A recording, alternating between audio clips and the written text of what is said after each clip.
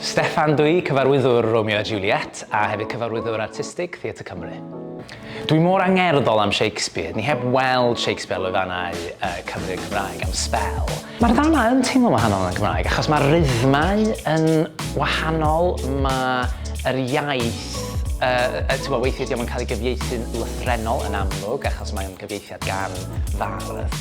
Fi'n mynd i weld Romeo a Juliet yn Llundain yn one of a kind profiad, really, achos da ni mynd i brofi ein iaith ni yn y gofod Shakespeareaidd yna, yn cyd chwarae efo iaith Saesneg greiddiol. So dwi yn gyffroes iawn am hynny, ac wrth gwrs yn gobeithio fydd yna griw o Gymru Llundain yn dod. Wel ie, nhw ddisgwyl profiad sydd yn fwy Gymraeg a Chymreig na maen nhw erioed i gweld yn gwylio Shakespeare. Maen nhw'n mynd i gyfarfod angerdd, tragedy, cariad a gobaith mewn ffordd sydd yn eitha cig a gwaed.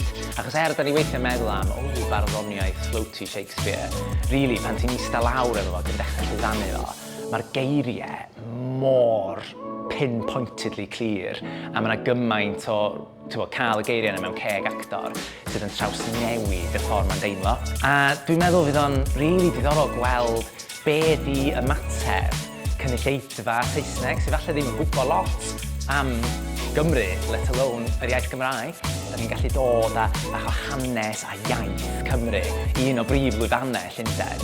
Wel, mae'n teimlo'n milestone ac yn gyfle arbennig i ddathlu'r iaith, ac hefyd i ddathlu y cast, y criw a'r tîm anhygoel sgynnon ni ar Romeo a Juliet.